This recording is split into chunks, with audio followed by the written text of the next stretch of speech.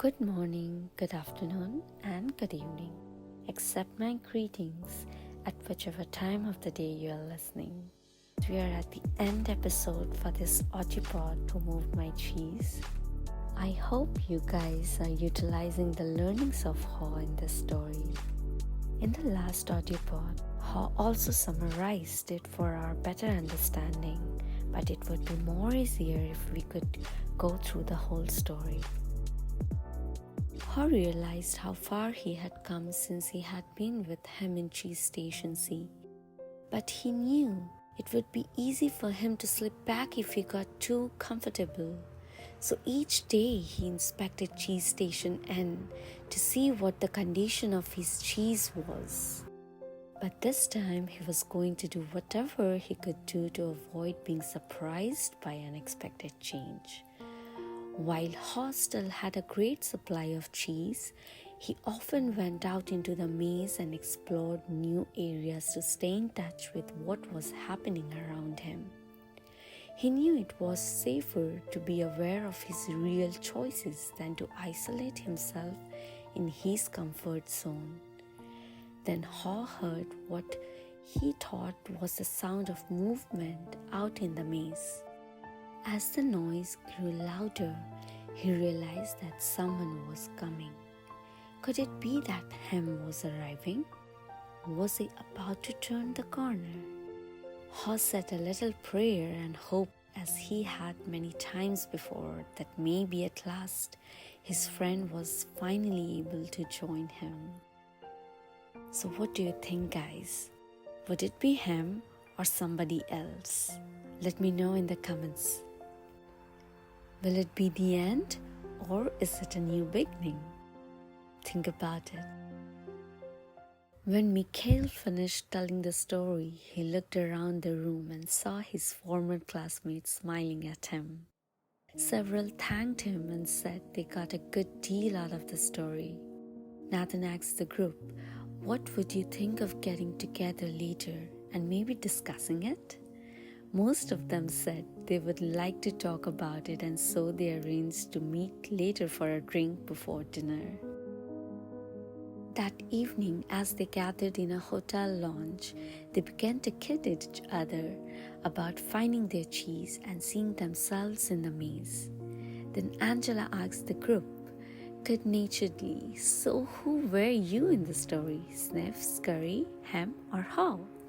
Carlos said, "Well, I was thinking about that this afternoon.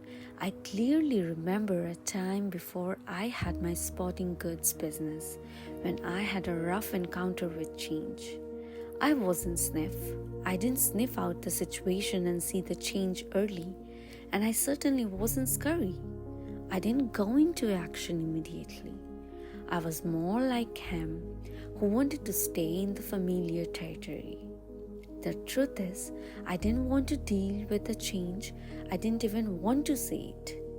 Mikhail, who felt like no time had passed since he and Carlos were close friends in school, asked, "What are we talking about here, buddy?" Carlos said, "An unexpected change of jobs." Mikhail laughed. "You were fired." "Well, let's just say I didn't want to go out looking for new cheese. I thought I had a good reason why change shouldn't happen to me, so I was pretty upset at the time." Some of their former classmates, who had been quiet in the beginning, felt more comfortable now and spoke up, including Frank, who had gone into the military. "Hem reminded me of a friend of mine," Frank said. "His department was closing down, but he didn't want to see it. They kept relocating his people. We all tried to talk to him about the many other opportunities that existed in the company for those who wanted to be flexible, but he didn't think he had to change. He was the only one who was surprised when his department closed. Now he's having a hard time adjusting to the change he didn't think should happen." Jessica said, "I didn't think it should happen to me either, But my cheese has been moved more than once, especially in my personal life, but we can get to that later. Many in the group laughed, except Nathan. Maybe that's the whole point, Nathan said. Change happens to all of us. He added, I wish my family had heard the cheese story before this. Unfortunately, we didn't want to see the changes coming in our business, and now it's too late. We're having to close many of our stores. This surprised many in the group because they thought Nathan was lucky to be in a secure business he could depend on year after year. What happened, Jessica wanted to know. Our chain of small stores suddenly became old-fashioned when the mega store came to town with its huge inventory and low prices. We just couldn't compete with that. I can see now that instead of being like Sniff and Scurry, we were like him. We stayed where we were, didn't change, and tried to ignore what was happening.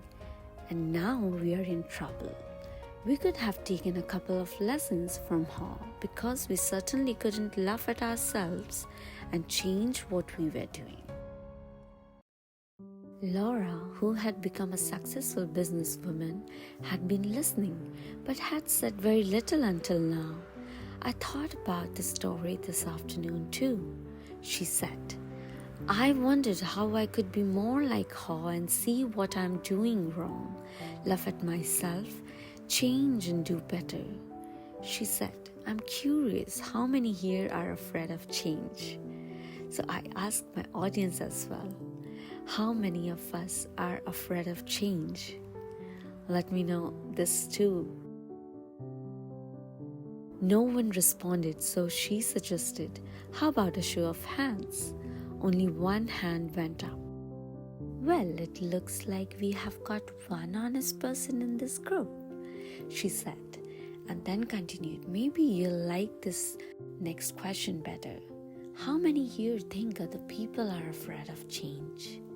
Practically everyone raised their hands. Then they all started laughing. What does that tell us? Denial, Nathan answered.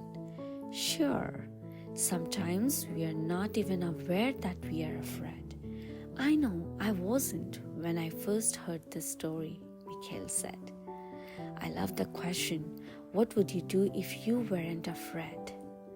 Remember, what would you do if you weren't afraid?